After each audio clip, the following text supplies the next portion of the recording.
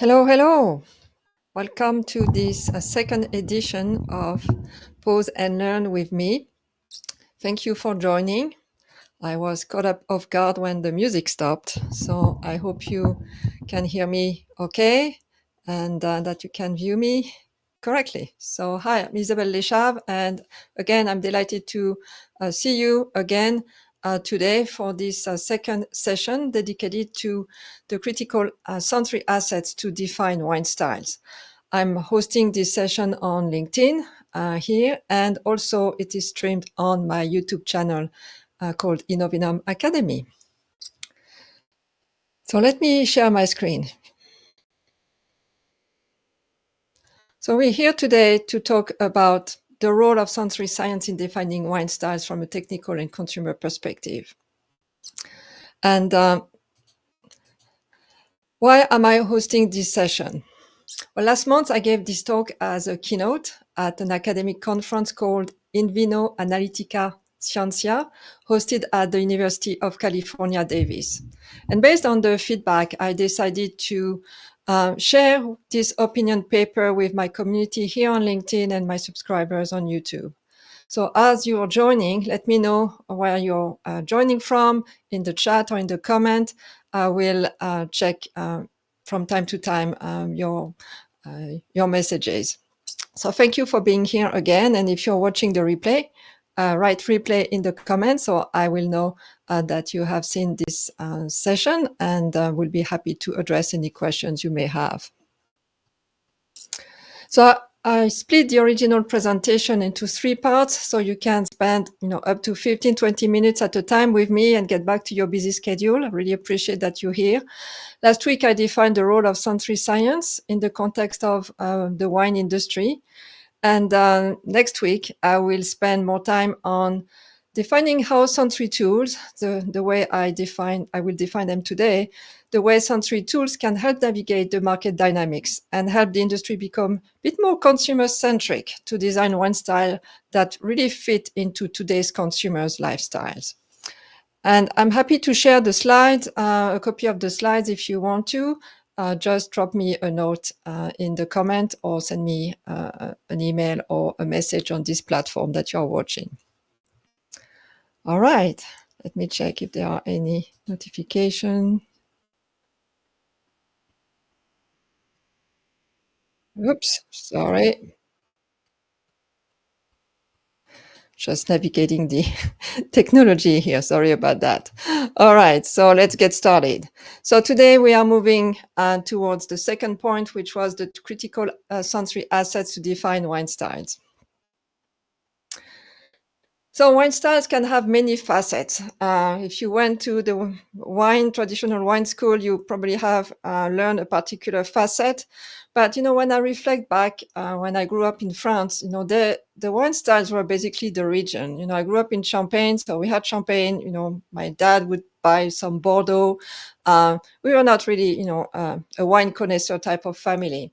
But the wine styles were really by region. And then when I moved to the US at the end of last century, to date myself, really I was a bit dazzled in front of the wine aisle, because the styles were defined completely differently. They were by varietal names and also by countries. So the definition of wine styles is evolving with the consumers' landscape and the opportunities and the innovation that the wine industry put forward.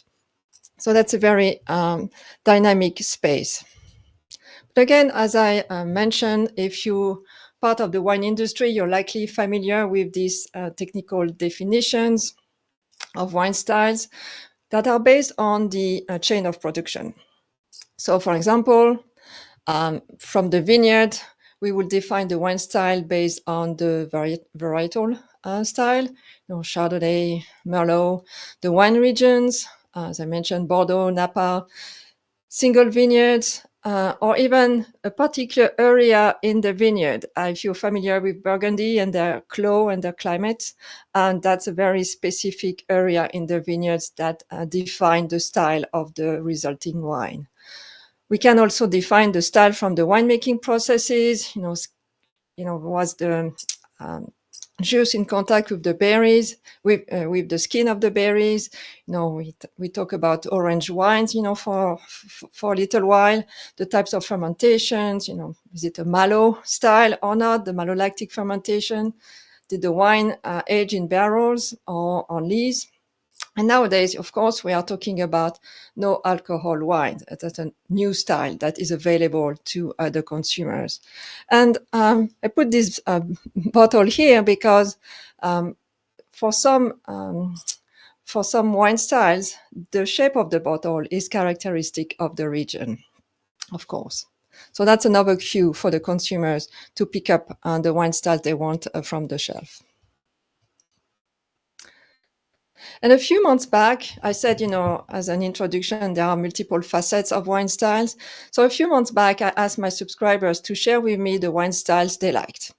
And it's a very anecdotal piece of data, I reckon.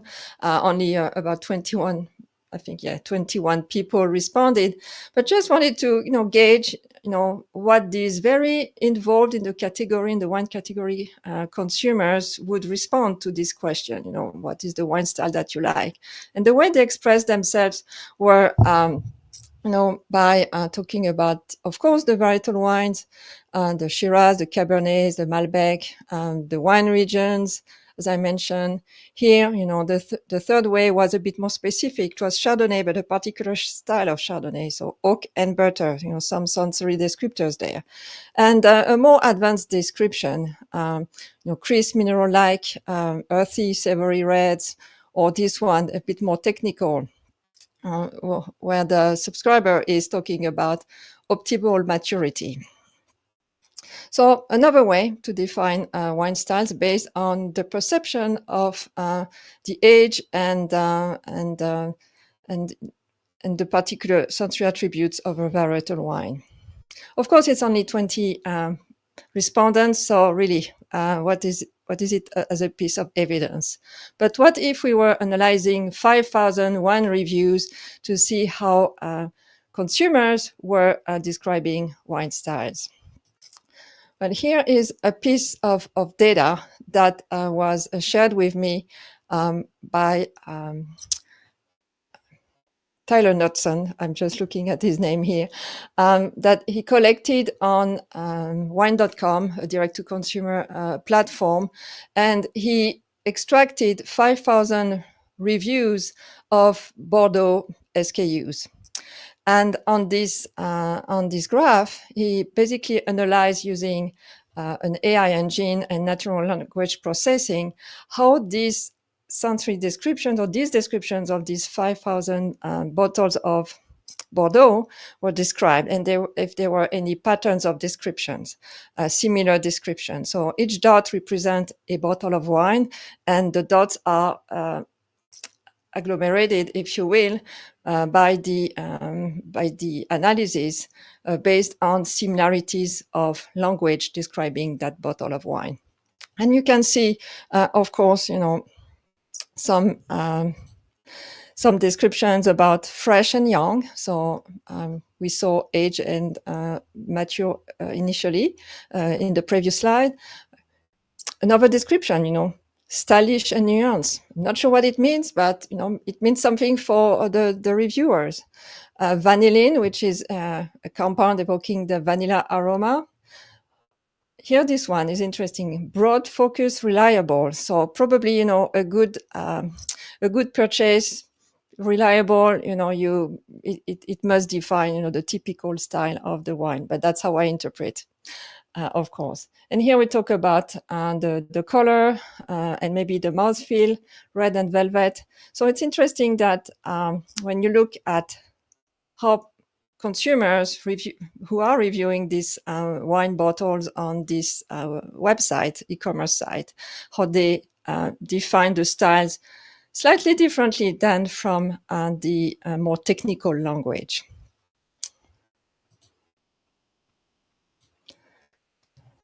So another wine style that, another facet of the wine style might be just the consumer lifestyles, how the wine fit with the consumer lifestyle.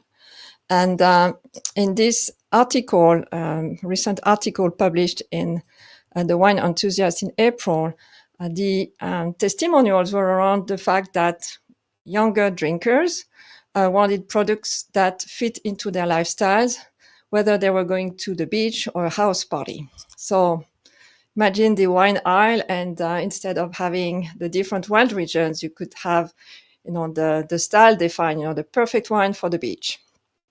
Why not? Um, other testimonials and quotes were about the fact that wine is a vessel for unique cultural experiences. And you might be familiar with the blue zones, in these geographies, mostly around the Mediterranean coast, where it was found that people live longer and had healthier lives. So a lot of studies attributed this longevity and healthiness of the population to the fact that they were consuming the Mediterranean diet, but also drinking wine socially. And the social part of wine was very important to this population. So that's a different lifestyle. Of course, you may choose to drink wine alone, but the communality of sharing a glass of wine is also important. And what do you want to share with your friends and acquaintances? So that's another definition of lifestyles. So we saw the technical part, how involved wine consumers are describing wines. That is slightly, there are lots of commonalities with the technical part because that's what they learn, of course, from their wine experts. Then when we look at the reviews by consumers, we see, additional components based on, the knowledge of the reviewer. And now we introduce the concept of wine fitting a lifestyle. But the original question of my keynote presentation was, how do sensory techniques help define wine styles? And my answer is simple, maybe simplistic, but it entails a lot. So I will unwrap that in a minute. My answer is that, sensory descriptive techniques help translate the different stylistic definition into what I call actionable sensory attributes that we can understand. And I've always seen the role of our function sensory scientist, sensory science, as a role that is intermediate between the consumer demands, the consumer's expressions, the consumers describing their pain points and their aspirations, and the technical function who create those solutions to meet consumers' expectations and desires. And I have lots of experience and evidence that the sensory technical language is one of the key to help these two worlds communicate to each other, the consumers and the technical people creating those products. But before considering the sensory techniques, the sensory descriptive technique, I want to emphasize that you really need to have those 4 basics right before choosing the sensory techniques that will help you connect the dots between what the consumer wants and how to create that solution. And the first one is the panel.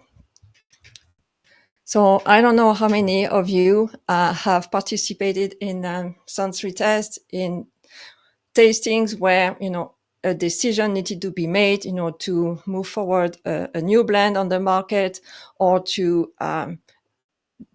investigate the quality of the wine, if there was any fault around in the wine. So my question to you, if you have ever participated in such sensory tests, have you been screened before for your sensory acuity or articulacy? We talked a lot on the LinkedIn platform and on my YouTube channel how different we are as human beings and human tasters in terms of our abilities to detect aromas, taste, and physical sensations in the mouth. how we are different in the way we express these sensations. So it's very important when you do tasting, sensory test, to make a decision at the end of the day, is to have a panel that you can rely on and people who can detect, normally many different taste and aromas and feeling. So we really need a reliable panel to stand by your data. And I would say that, wine professionals, and I've read a lot of these posts on LinkedIn, are not always trained to be reliable in their description. They are trained to identify, specific styles, etc. But as a function, we don't have a lot of data demonstrating the reproducibility of their testing data. And I would say, for those of you who are in the academic world, that undergrad students, if they are not screened, are not great sensory panelists either.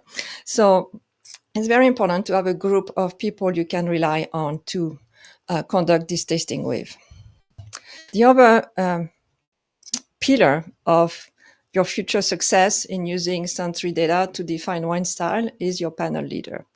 And the panel leader is often an undervalued job.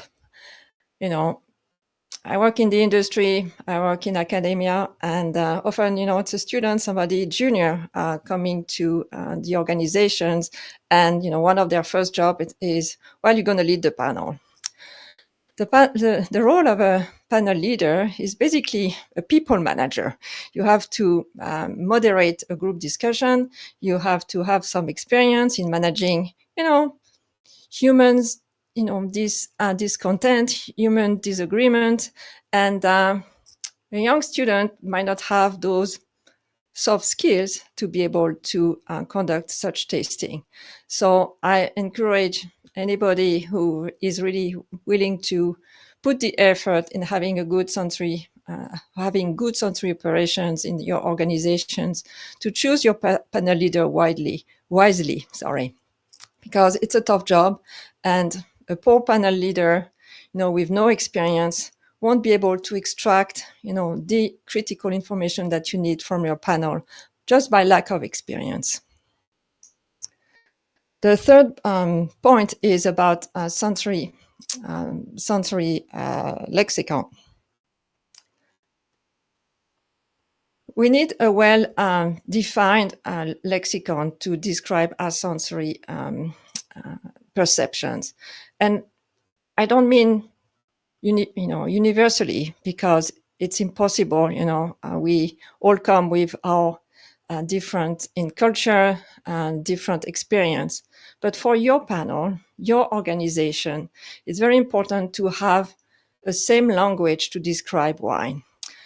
And for many reasons that I will tackle in a minute. So we work a lot on wine. We have lots of lexicon available, but within your organization, within your school, within your company, within your industry organization, it would be very important to have a lexicon that is well defined by definition, by references, so that when you communicate with each other, you understand each other. Don't assume that a raspberry means the same thing for everybody. Raspberry flavor. I conducted some descriptive panel back in the day. And when I presented the fruit, raspberry, to the unique person in the room who was very, sure about herself that she perceived raspberry in those particular wines, she couldn't recognize the fruit. She didn't know the fruit. So she was associated raspberry with something else. Might have been, flavored yogurt or whatever. But don't assume that people, because they use words that you understand, they mean the same sensory perception. That's why it's very important to have a sensory lexicon. And the last pillar is the research design. For researchers like us, it's very important to have the objective of the test very clearly defined, and not just to test the wines, just to see. We really need to have clear objectives. And often what I ask my people, my team, is to think about 3 ways to solve the challenge at hand. And those 3 ways could be characterized as, the ultimate, the VIP package, to, the first entry package, where you have, the majority of the information, maybe not the precision that the VIP package has, but at least you start solving and understanding the challenge and starting to find some solutions. All right. So in the next few slides, I just want to give you some examples on how we can use a sensory panel speaking the same language and train to profile wines repeatably and consistently, the type of data that they can provide. And the first one is, thinking about wine style, defining and describing a viticulture winemaking style. There are many methods that are several methods that can be considered, and from free description to a very concise and repeated profiling. So entry package to the VIP package. And here on this example, it's an example to characterize 5 different sub-appellations in the Niagara region of Rieslings, to characterize the different type of flavor profiles, the different styles that are obtained from the grapes grown in those different sub-appellations. So we have different flavor attributes here, the intensity perceived by the sensory panel, and the snake curve, if you will, represent the differences between the 5 styles. So that's one way of how the sensory profiling data can help describe viticulture and winemaking styles. It can also help you create a new winemaking styles. In this example, where the team of Dr. Tomasino from Oregon State wanted to see if they can create a style of Chardonnay with more tropical notes. And they created this interesting design of experiment where they had different winemaking actions to create these tropical aromas from the winemaking. They didn't want to add any tropical aromas in the wine, of course. And then they were able to identify the aroma compounds responsible of those notes. And of course, the sensory panel was able to confirm whether or not those aromas were present in the different winemaking treatments that they were obtained. So interesting as a research tool to see how we can create new wine styles as well. And the wine industry has made a lot of progress, but Mother Nature sometimes give us some challenges. We have seen a lot of research recently around the smoke taint that wines produced in areas where wildfires have occurred in on the west coast of the US, in Australia, and other parts of the world. So some of those taint compounds go into the wine. So our sensory techniques definitely help identify those aroma compounds for a fault or taint, and also stylistic definition of a wine. Back in the days, there were a lot of work to characterize the aroma compounds that were specific for specific varietal wines.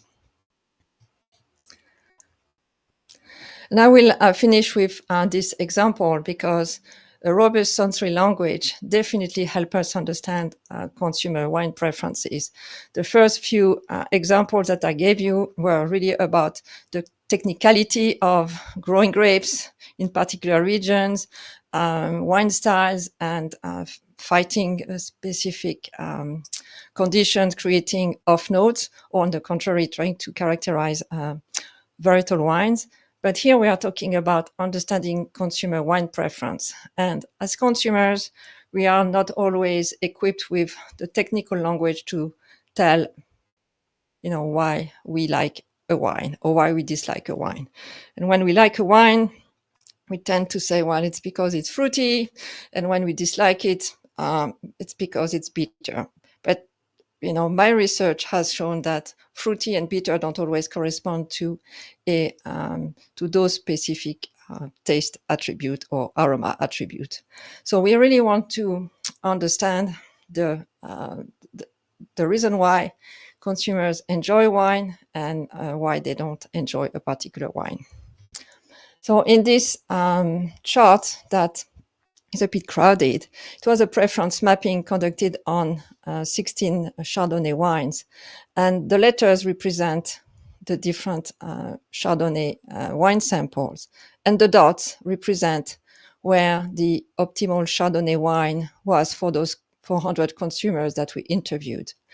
And you can see that most of the wines were on the right-hand side towards more oaky aromas, more alcoholic wines. And on the left-hand side, we had the fruity, smooth, and sweeter wines. And the majority of the dots were on this quadrant. So those tastings were blind, and we were looking at what consumers really enjoyed in a wine. When we asked consumers, they came up with those very generic terms, but the fact that we had those liking scores and our very detailed and precise sensory profiling measured by our sensory panel, we were able to correlate those two pieces of information to understand what the consumers were telling us. And this is where, I see a lot of debate in the wine industry about the importance of language, in understanding our consumers. But again, I see our sensory techniques, our sensory tools to be the bridge between what consumers are expressing and how we can translate this information into technical solution. So if you're in the business of wine or in an academic working in wine research, my conclusion is that for this part, that your best investment is definitely a sensory panel, because a trained sensory descriptive panel will deliver precise and accurate wine profile to explain the most complex challenges. But at the bare minimum, I think what is important is to have a defined sensory language within your lab or within your small or big operations. Language is a living lexicon, basically, that you develop over your study, over the lifespan of your company, and you teach any newcomer about this language. Not only the sensory panelists, but also the newcomers. I mentioned the Chardonnay preference mapping. When I shared this information with the head of marketing of the company I was working for, his understanding was that for one of our very popular brands, we shouldn't put any oak contact with the Chardonnay, because he saw that most of the wines were on the right-hand side. They were oaky, so that's not what the consumer wanted. And I showed him that there was a misunderstanding of this chart, because our wine was on the north side of the map, where many consumers really enjoyed this wine style, which was more vanilla like. So the oak component was more on the sweet vanilla toasted oak character that was appreciated by the consumers of these brands, whereas the oaky character that was disliked was more on the smoky aspect of the oak aging. So that's why it's very important to have conversation, but also a uniform language of speaking about your products within your company, so that you can understand each other and avoid miscommunication that could have resulted in a lot of loss for the company.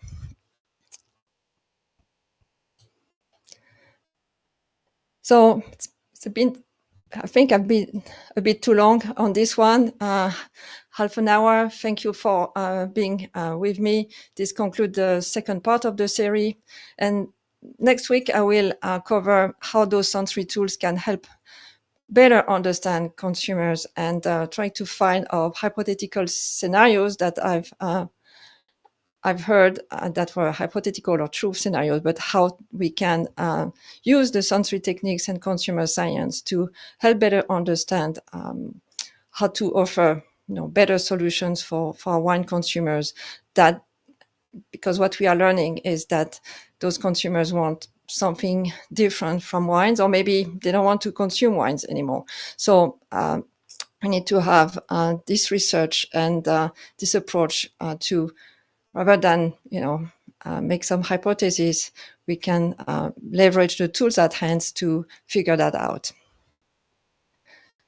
So I will check if there are any comments.